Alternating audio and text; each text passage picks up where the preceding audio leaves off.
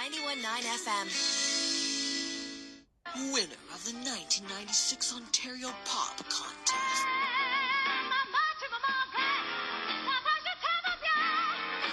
Winner of a Bravo Fact Video Award.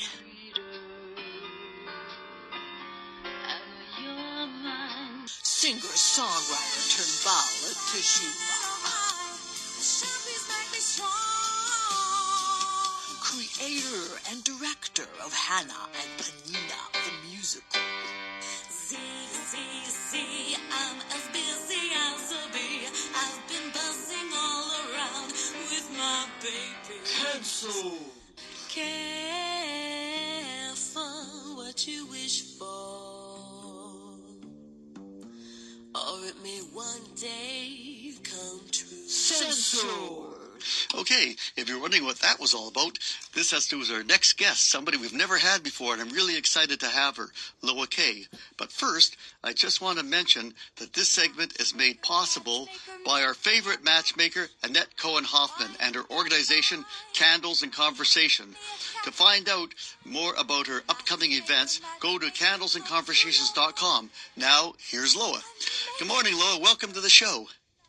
Good morning, Martin. Thank you for having me. Well, it's a pleasure. You know, this sounds really exciting. You've got this one-woman show coming up, but it's got such a sort of a funny name, a morbid name, you might say.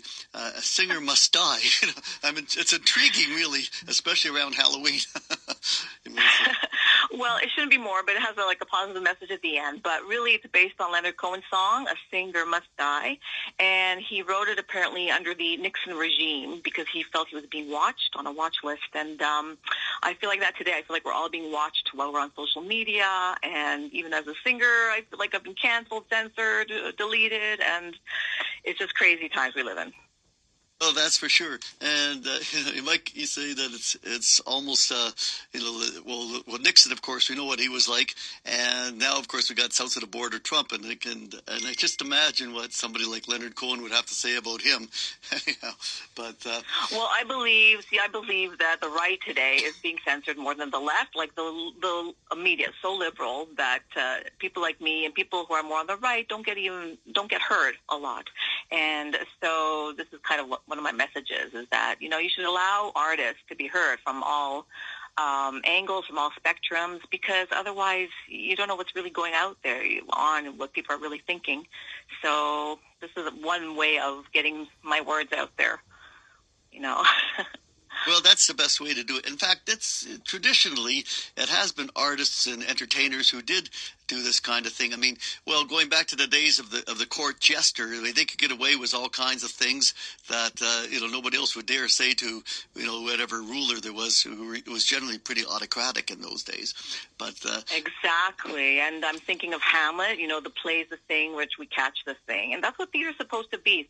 Theater's supposed to be a truth light bulb for everyone to see. Whether you like the truth or not, that's up to you how to handle it. But everyone's got their own truth, and I guess they have to be heard. Exactly, and that's really very important to get the truth out there one way or another. And although sometimes it can be a little subjective, as they say, and what's true, somebody sees as truth, somebody else sees as propaganda. But you're never going to convince everybody of anything. Anyhow, so let's hear a little bit about your show now. I understand it's at the Vaughan City Playhouse. I've been there. It's really great. At 1000 New Westminster Thornhill, and a little bit later we're going to give away a couple of tickets to see it. So stick around, folks. We're going to have a contest just after this, right after this interview. Anyhow, but tell us a little bit about it. I understand it's dedicated in memory of your friend Talia Baldor, and tell us how it connects to that. So she was an artist, and unfortunately she passed away this year, and I realized that we were good friends because art was our medium. We kind of have a hard time speaking with people directly. So art is the best way we can express ourselves, and that's how I used to express myself. Even back in the 1920s, that's how I created my I Have Dreams mini album, based on this girl who goes to France and becomes a singer in a restaurant and cafe, and So that's how I can relate to the world, by singing these songs. And I've written songs. I wouldn't say I'm very prolific, like 20 albums, but I have written about 20 songs. And each song traces a part of my life. So when I was 20, I wrote a song called Electra, a very Freudian song. And then into my 30s, I wrote a song, Careful What You Wish For, about my parents' divorce and how it affected me as a mother. And so every stage of my life, I've written a song. And this is what I'm doing. I'm doing my autobiography, not because I'm such a fascinating person, but I've listened to lots of lectures, people talking about their lives, about Shuvas. I've heard people lecturing about their Holocaust experiences. And God forbid, I'm not saying I've experienced such tragedy, but I have musical receipts. I have songs for every period of my life. And I'm just displaying. I'm going through my youth, my 20s, 30s, 40s, and now 50s. Well, you really are prolific. I mean, you've written, you said, like something like 20 songs. That's just amazing. And certainly from that little blurb that we played before, you've got an incredible voice. It's an amazing instrument, and you seem to be using it in such a way to get across some very important ideas, some very important messages, and which I think is very commendable. Yeah, well, so I won contests unbelievably in my 20s. I won the Ontario Pop Contest for singer-songwriter, and then a Bravo Video Fact, which was, it really cemented in my mind that, yeah, maybe I do have a voice. So I have been trying to use it as much as I can. But of course, then I decided to start a family, and that's very, very important. And I think ultimately that's the message of my play, which is you could sing, you can dance, you can have a career, but ultimately as a woman, I think you're going to feel more fulfilled being a mother. And I know it's more of a feminine message than a feminist message, but that's the way I see it after 35 years, Well, I guess the thing is, you've lived life, you've experienced so many things, and, not that you're that old yet, you've got, God willing, many, many more years to go. But the thing is, your perspective changes over the years, too, and I'm not the same person I was when I was 20. And although some of my ideals have remained the same, but still, I've looked at things a little bit differently. Well, for both sides now, as the song goes, Judy Collins' song Clouds, written by, of course, Joni Mitchell, a good Canadian singer like yourself. And but this is what happens. People evolve. If you don't change, you might as well not live. And there's no. Of course, yeah. Exactly. At some point, like in my 20s, in my 20s, I was very liberal. I was very free spirit, very artistic. And of course, the more you take on in life, more responsibilities, motherhood and jobs, then you become, I think, more conservative because you see how your paychecks are being spent. So that's why I decided to become a bit more religious as well along the way. And I have 4 kids now, and they're all sweet, and they're not getting married soon enough. And I keep telling them, what are you waiting for? And so my son said, if you're angsting so much about us getting married, then maybe I'll help you do the show. So I have my son to thank for producing the show. Oh, that's great. And he said, what do we have to lose? Just do it. Right, absolutely. Well, maybe this is where you can get in touch with our good friend Annette, who just put you on to me. She's got that matchmaking service. Maybe she can help out with your kids. But it was the same thing too. My father was the same thing. I didn't take life too seriously when I was in my 20s and early 30s and whatever. And it was almost like that. Do you remember there was that movie based on a play, Come Blow Your Horn? And with the Frank Sinatra character's father's always saying to him, "You're a bum." He said, "Why am I a bum?" "Because you're not married." Anyways, it was like that kind of thing. But really, you seem to have done it all. You've got it all. You have a wonderful family life. You have a great career. Your creativity has certainly not been stifled by anything. It's just so impressive. Well, I try my best. But I don't get out too much to sing. So, this is why I felt I had to do it now before I get too old. And maybe my kids will have grandchildren one day and I won't have time. So now's the time to do it. Right, exactly. Yeah, that's right. Strike while the iron's hot, as they say. Now you have the opportunity, and this really sounds like quite an amazing show. It's a 90-minute show, and that's not easy to do. Well, let me tell you, I'm no Laurence Olivier. There's no way in heck I can memorize 42 pages of script. And not even Hamlet, I think, has that many soliloquies. So what I've done is painstakingly, I've put surtitles and subtitles on all of my screen videos. And I'm also getting a teleprompter. And that will really help me a lot because I can barely remember a shopping list, let alone 42 pages at my age. Right. Well, it'll be okay. Right. Well, listen. It's still quite a thing to be able to. It takes a lot of endurance, a lot of stamina to stand up there on the stage and sing like that, and really. Yeah. So my cardiologist gave me 10 years to live, which I wasn't happy about, but that really shocked my system, and I started to get more fit. I started eating keto diet, low carb, and you know what? I feel more fit now than in my 20s, and I am practicing as much as I can. I'm practicing the dancing parts, the talking parts, singing parts, and I feel, in some ways I feel more energetic now than in my 20s. So hopefully it'll all go well. It is a challenge, and it's a new experience for me. I don't think I've ever been 90 minutes on a stage, but hopefully, my audience will be very appreciative and understanding, and all will go well. Oh, I'm sure it will. But let's go back a moment. You said that your cardiologist gave you 10 years to live. When did that happen? So that was 2 years ago. It was during COVID, and I had these palpitations, but I don't think the palpitations were caused by my LDL. It was caused by other factors, metabolic factors. And I'm listening to all these videos on YouTube now, and all of them say, it's not your LDL that's making you sick. It's the sugar overload. So I am trying to go low carb, and it works. I mean, it's so easy. It's like if I don't have any carbs one day, I lose a pound. It's that easy. But, of course, I'm an addict. Like most people are addicts to alcohol or whatever. My addiction is sugar. And so it's very challenging, very difficult. But, people are noticing that I have lost weight, and I'm trying to work on my muscles every day and, do a cardio and well, you look terrific in the pictures that came, with the information you sent me, and you certainly don't look overweight at all, and you look very fit, in fact, and certainly from what I heard, your voice is really very fit too. I hope so. I hope there's no tech difficulties. I hope I don't have a cold that day because the show must go on, as they say. Exactly. Well, I've discovered that by myself, too, in my experience here. I remember, I think it was a year or so ago, I had this tremendous frog in my throat, and but I had to make myself heard, and, you never know. You have to expect the unexpected, especially in live radio. And for sure. Right. And that's what happens quite a bit. And I guess, you never know what's going to happen, but I'm sure this sounds like really an amazing program coming up, and it's... Anyway, so the tickets are 50 minutes in advance or 20 minutes at the door.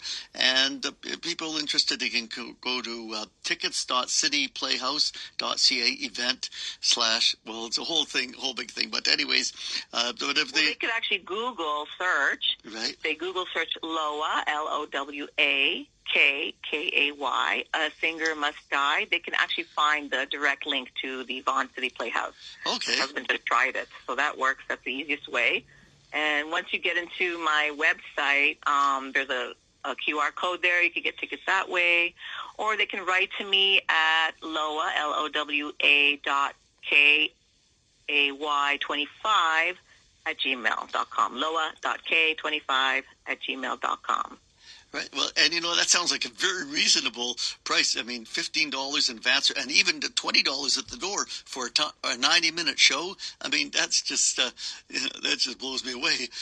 Well, we're not making money on this, that's for sure. It's really all about the message and having a good time. We're living in kind of dark times now, and I think people need to get out and have a good time. Well, I think you're right. We've gone through some pretty bad times over the last so many years. With COVA, and then of course it was October 7th. And everything happened. And it was really, really a terrible time. And we've been sort of wringing our hands and feeling this tremendous weight on our shoulders and worrying about the hostages and their fate and everything else, and the whole world turning on us, it seems, that the anti-Semitism has come out of its ugly closet and showed its uglier face. And for sure. And I do go into that. I go into why there's so much anti-Semitism. And as a Israeli immigrant myself, I came here when I was very young. So, but I always kept hearing Israel in the news. Israel. What's so big about this little country of mine? And I realized that it's just like everyone wants it because it's a biblical space. And I just don't have patience right now for people who are anti-Israel. So. Yeah, they're just usually very negative in general. So, yeah. Well, I agree with you there. I have very little patience for them. First of all, so much of it comes from ignorance, misunderstanding, not a total lack of knowledge of the history and such, and also just plain old-fashioned Jew hatred, which has always been around, and we know that. But anyhow, to be a little more positive, you got this wonderful show coming up. We're singing, we're dancing, just incredible, and that should be a real spirit lifter. For sure. Most of my songs, I am a blues singer too, so there will be blues. But the first 2/3 of my musical is very uplifting, up and down of life. But I do get a little political near the end, about Israel. But I think, there's a little bit of everything for everyone in the show. I cater mostly to, the target is mostly 20-year-old women because there's a lot of feminine imagery in the show and motherhood in the show. And I want to instill that message to the young people today who are so lost. Like me, I was lost in my 20s too. We're so brainwashed by media to have fun all the time, blah, blah, blah. But really just the purpose of a woman. What's the purpose of the woman? Why did why did God give us a womb? So I go into that kind of messaging. Well, that's all. But it's positive. Oh, that's good. Well, that's good, because that's really what we need right now. As I said, we've gone through a pretty dark period, and 2 years of wondering, of praying, of hoping, and worrying and everything. And now, it seems to be lifting. I'm not going to kid myself that suddenly there's going to be peace and everybody's going to love each other in that part of the world. We know that's not going to happen. But at least it's up and down. It's a roller coaster ride. That's what life is. Well, that's it exactly. That sort of sums it up. Life is a roller coaster ride. So is my play. All right. And sometimes you go very slowly up to the top, but you go down very, very fast. Anyhow, that's a very good analogy, I think, that you picked there. Anyways, so it's really just quite amazing. So the show is Monday, December the 1st. At 8 p.m. at the Vaughan City Playhouse, which, of course, is 1000 New Westminster, Thornhill, Ontario, which I've been there. I've seen, acts there before, at least one. I remember from somebody who was on this show one time. This is actually before I was hosting it, but when I was still working on the show. And it's a beautiful theater. It is. It's a beautiful venue and a great place to do this. Anyhow, so something to look forward to, and it's just... it's just a good one. I can't understate my admiration for you. Everything that you're doing, singing, dancing, all the things that I can't do. Somebody once told me that I couldn't carry a tune with a forklift, and he was being kind. So that's what I'm singing for you. Oh, great. I also have 2 left feet, by the way, too, which and with footprints all over my wife's feet. So anyhow, Well, I hope people can go to my website. It's sites.google.com/view/A Singer Must Die/home. It's so long to memorize, but basically if you search A Singer Must Die, Lowa Kay, you'll see my videos there and a little bit of a bio blurb and some articles that I, had over the years written about me. So to complete the full picture. Well, that's really great. Anyhow, Lowa, I want to thank you so much for joining us today. It was really amazing, and lots of luck with your show. I'm sure it's going to be a big smash. And I really... You want to give 2 tickets away? Yeah, exactly. That's it. I'm just going to say right after we get off the phone, right after we get off the line here, just call the first person to call 416-870-1540. That's 416-870-1540. And we do have a pair of tickets there. They'll be waiting for you at the door. And just, give us a call. And we hope we got the tickets because you won't want to miss the show. Okay, Lois, thanks again, and you have yourself a wonderful day. And again, lots of luck. Thank you so much, Martin. Have a good day. Thank you. You too. Lowa Kay. You're listening to Chin Radio, 91.9 FM. Voice of Israel News at voiceofisrael.com is made possible by Steeles Memorial Chapel, 350 Steeles Avenue West in